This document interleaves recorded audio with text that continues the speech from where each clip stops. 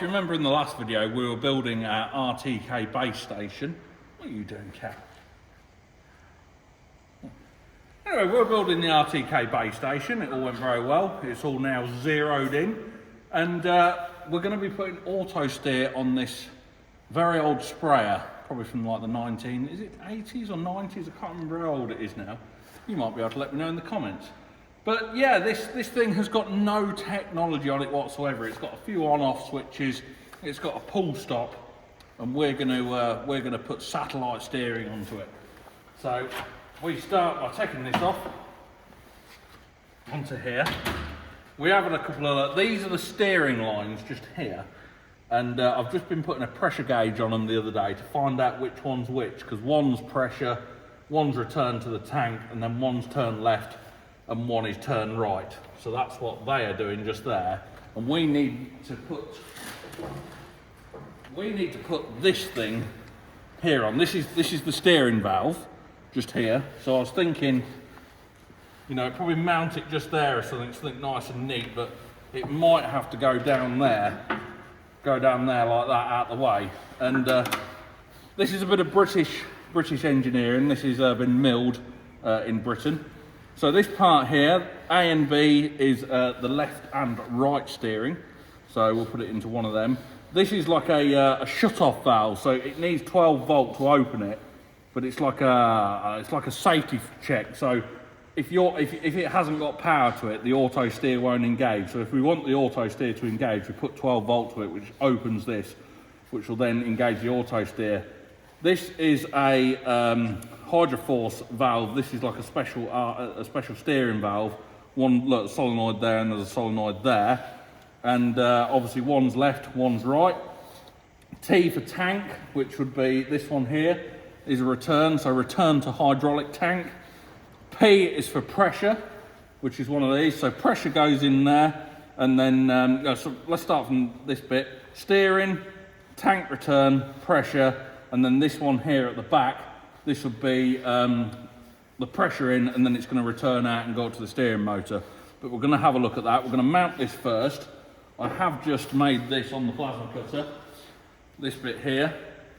So this bolts on the back of it like that. So that's going to, I'll probably just weld that down there somewhere so we can get to it.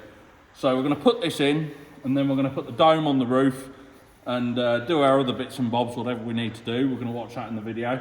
And then we're going to go and try it and see if this old sprayer will steer itself with no help from me. It's going to steer itself, turn around, go down the field, and yeah, let's go.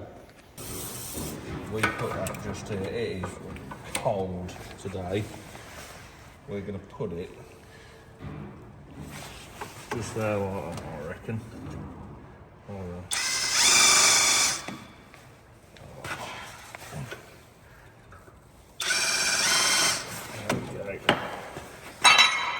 Now drill these holes.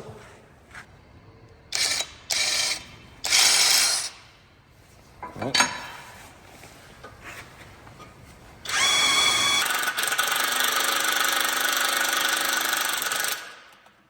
That's it.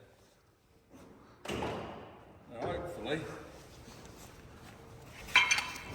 that'll bolt there, and that'll bolt there like that. Right, so now we've put that on there. That's nice and secure in there. We've got these bits. We've got a dirty washer, one of these little rubber washers just here. So we're going to put that onto there, and then they will screw all in there like that.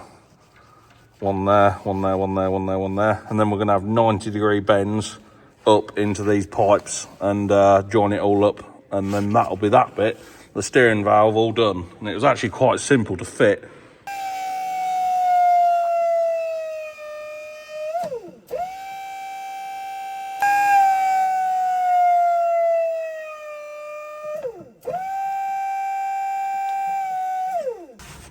So these are the two steering with the 90s on.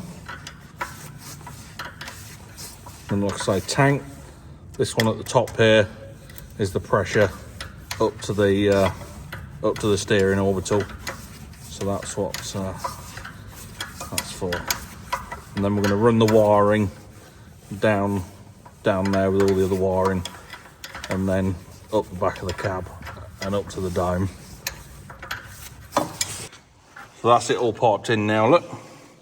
2 steering, pressure, tank, pressure up to the orbital. What do you think to that then, Kat?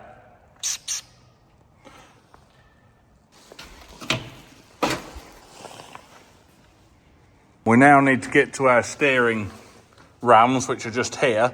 And I want to jack it up off the floor so I can turn it left and right really easily.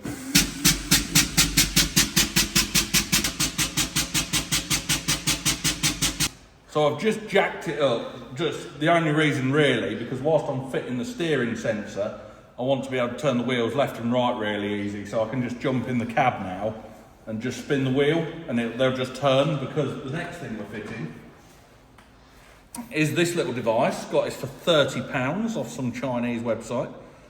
So this is a 5-volt sensor, and this is going to go back on the back of the steering ram. So at the moment, that's 4.5 volts, that's 2.5, and that's 0.5, and that's what it's doing. It's measuring the voltage, the more like that, if you see what I mean. So what we're doing now, we've got these exhaust clamps, and we've put them on the back of the steering, and I put this bolt through the middle to bolt it on, and then we can take them off or put them on, or we can adjust them. So that's all it's doing. It's just measuring where the steering is, so we know where the wheels are. Well, the computer knows where the wheels are. Next thing we've got our GNSS antenna again. This is like a little magnetic one, or you've got that bolt there which you can screw in. It's basically the same antenna as the base station that you probably saw in the last video that's up on the roof. That's just going to magnetise on top. We're going to probably put it about there in the middle of the cab, so it's above the wheels. That'll probably be the best place to put it. And as you can see, we just put that cable in there. So that's the antenna cable, and then that goes down the cab, and that's going to go to the box behind the seat that's going to do all the controlling. So that's really easy to put on. Magnetise, screw that on, that's done. Steering sensor just bolts on, and that's basically it for all the sensors. The valve chest that we looked at a minute ago we were doing, it's actually made by a farmer called Charles Quick, and he does have these in stock. He makes them, and it's £450. So we spent £450 on that, and that's with the hydra force valve and all the other bits and bobs. Like I say, £30 for that, £30 for that, and then we just need a few other bits as well inside the cab. I'm hoping we'll completely put all this on here for about, I think about £1,100. I mean, if this tractor was already auto steer ready, most modern tractors you buy are auto steer ready already, and they come with all the valve block and everything already in. You just basically change a dome on the roof and put a screen in it. And yeah, that's what we're going to do with one of the other tractors as well, because that's already got all the kit on already to do it, so it shouldn't cost too much to do. But this is costing a little bit more, because obviously we've got to put all these bits on. But if we ever thought, oh, we can get rid of this sprayer, we can take all these bits off and put it back to where it was, and then we can put this system onto a different machine. Like I said before, I went for the hydra force valve because I didn't want an electric steering wheel in the cab doing it all, because when you get in the cab, it looks like there's nothing, you know, you'd never even know. So we're going to have like a tablet. I've got like this Panasonic tablet just here. I paid 100 quid for this, and all it is, it's got an Ethernet port, and we've got a SIM card port on it as well. And we can get a SIM card off Amazon for 30 quid for the year, which will run 4 networks. But what I'm going to do for the time being, I'm going to hotspot it off my phone. So the base station is basically using the house internet, and then my phone is going to be hotspotting the tablet. And then if we think it's going to work, I'll probably upgrade it to like a real nice iPad or something like that, like a big iPad that we can just take in and out. So there's that cable, look. And that, these magnets are actually really strong. So if we feel as though it's going to move, I suppose we'd put like a screw it to the roof, but I don't really want to. So that goes in there, like that, basically in the middle of the cab. We'll calibrate it when it's all in, hopefully. Because we'll see how we get on with that. I'm still sort of learning every night, go home and sit looking on the internet on how to do it. So that just screws onto there like that. And then that is picking up the satellite correction signals. We can just push that back through there, look. Like that. Make it nice and neat. Trying to figure out where to put this. So this tablet is basically the same thing as what you might see like British Gas, you know, when they come around the house to do the meter readings. They'll come around with one of these, it's just in a holder, so that's just to hold it. But yeah, it's basically what all the electric boards use, and they come around. It's a computer, so you can watch films on it. You could do whatever you want with it really, but it's just a cheap thing to do just to get us going. And I don't really know where to mount it in here because there's not a lot of room. I can't mount it just here because you're going to hit your head on it. I mean, the ideal place would be just there like that, but it obscures the visibility slightly. I did want it just there, but I think realistically to run the cables to it as well, we're going to have to mount it just there. And then Ethernet port, that comes out the top there like that. So we need to make sure it's down slightly, because then all the switches for there for that. Now what's it doing?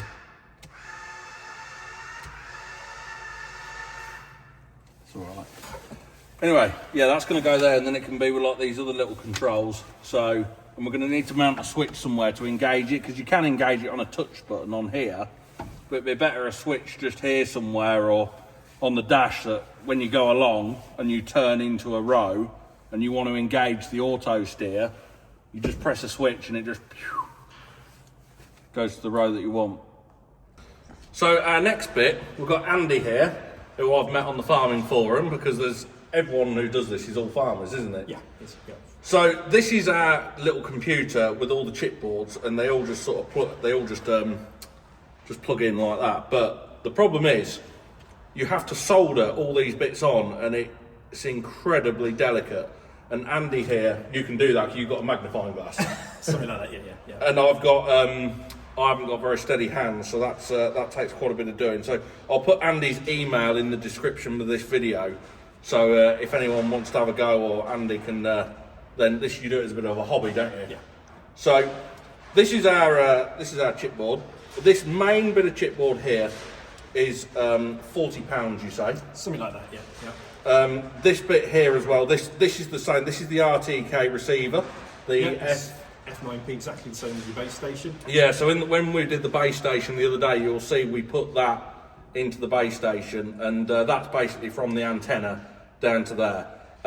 This bit here, this bit is the computer bit with the software on, so this sort of controls it, doesn't it? Yeah, that gets the T's, got all the firmware on there. Yep.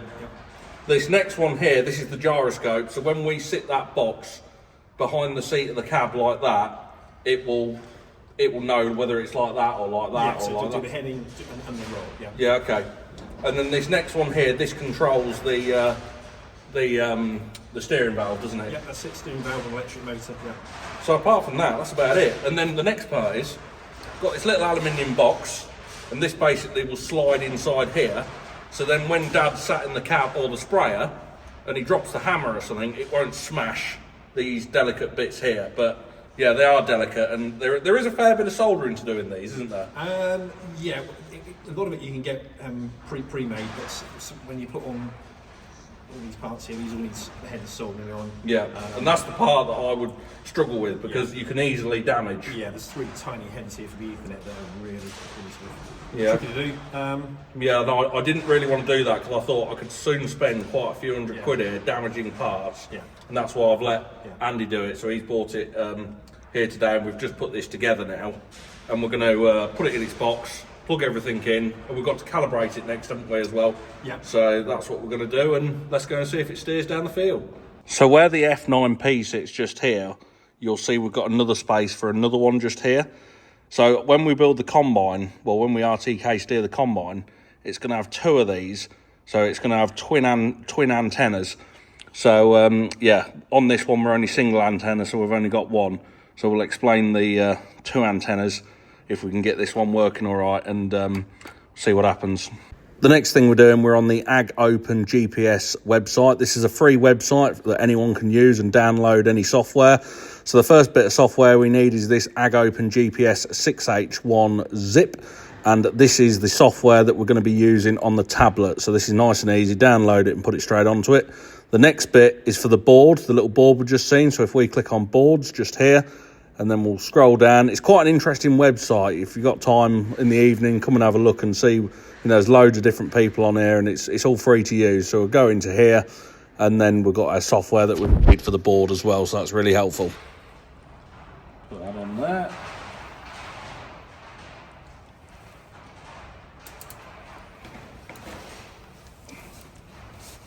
That's that.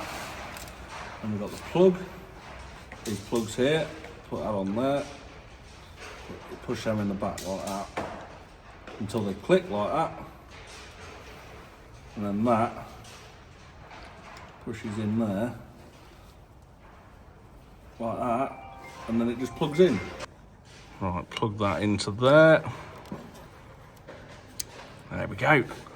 It's a 12 volt open valve like we said, left and right plugged in, and then the wires going down there. We'll just take these up in a minute as well. So we've got our box down the side of the seat here now. That's fixed so it can't move. And then our little engage button as well. So the aerial goes down here, plugs into the back of there.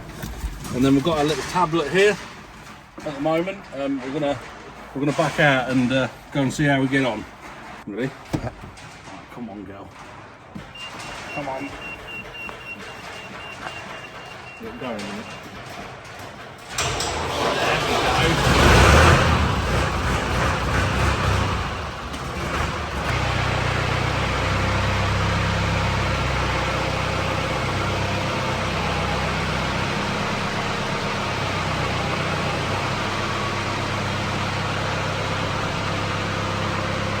We're just taking power for the moment off the battery on the side, but we'll probably need a switch on it in a minute. So the first thing we've got to do, we've got to try and connect it. Now the software's off on here, we've got to try and connect it to the base station. So we now need to find the base station. Right, let's try this. There we are, we're connected, look, lamb. So we're good. What's that doing now? There we are.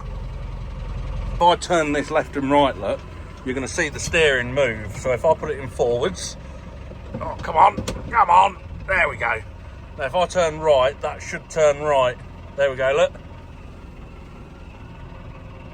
Now if I turn the opposite way, that's turning that way as well. So now we're going to just need to calibrate it up. So we've connected to the base station. So that is, well, obviously we built the base station last week, and that's been working really well. So now we're going to get it calibrated. I don't know what's just happened. The steering's all packed up. So, oh no, mechanical failure has occurred, or we've done something wrong. Well, I'm just referring to the owner's manual to see if I got these pipes in the right place, and yeah, I think everything's in the right place. I just rang my mate of mine, and he's like, I know it sounds stupid, but do you think it's out of out of steering fluid oil? Because it doesn't take very much. But I'm pretty sure I've got it right, because like I say, I've been referring to the manual, and I'm pretty sure we got it right. So the next thing to do, we're just going to check the oil, because I think it might be out of oil, because we've added this block and all these pipes, so that block will take a fair bit of oil. So that's probably what it's done. It's all the oil. That's why it worked to begin with. It's been filling all this up, and then when it runs out of oil, it now can't turn. That's it, getting it in there. Just putting some ATF into it. It's taking a fair lot actually. This might be the problem. Hopefully it's just run out of oil. Right, let's try it again now. Come on, go, come on. Oh, first time! Aha! Success! We were out of oil! No wonder it didn't work. And then we're going to zero the steering first. Apparently that's done that. Oh, are we out of order? No, we're alright. Right, the steering as well. Just been doing these. I've just measured the steering, and it was about 30 degrees left, 30 degrees right, so I've just set that as well. So that has set that, and I think that's nearly it. We've got A and B lines to set, but we need, this is the big moment, is it going to engage auto steer? Just had a bit of help off the people off the OpenAg GPS website, and we just now need to basically engage it. There's a little bit of messing around to do, but just turn this on. That's on. Go forward. And then, because I haven't set any A and B lines yet, we're just going to tell it to straighten itself up and go straight. Basically, we'll just set a heading. So if I spin around here, like this, and then if I press auto steer,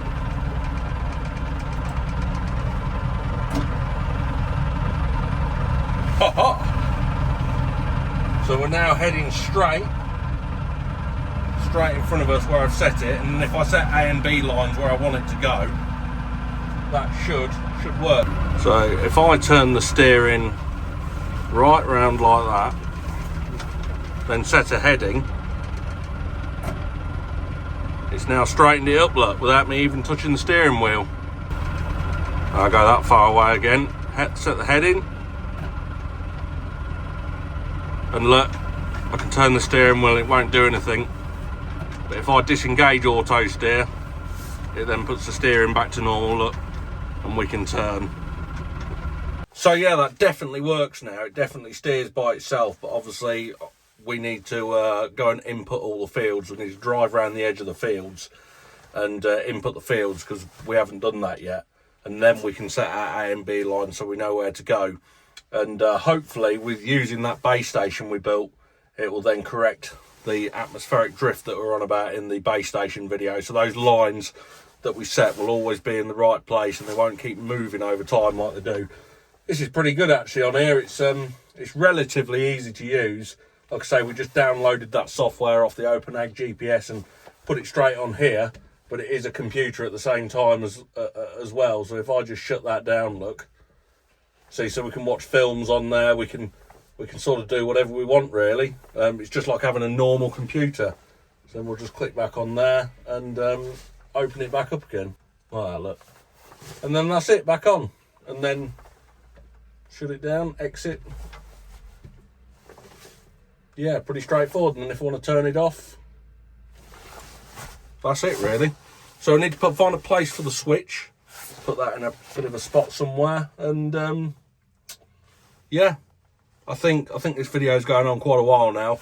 We're going to revisit all this in the future when we start setting everything out. But the next thing we've got to do, we've got to put it on the combine, and then we've got a few other bits to do as well. So same sort of thing how we do it on the combine, but we might use a different screen. So we could leave this one in here.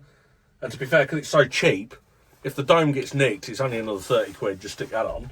If this gets nicked, we'll just buy another one for 100 quid and just recon one offline. And because everything's connected to the cloud, we can just download it off the cloud and just set our maps back in again. So yeah, it's pretty good. Anyway, thank you very much for watching. Hope you've all enjoyed it, and I'll see you soon.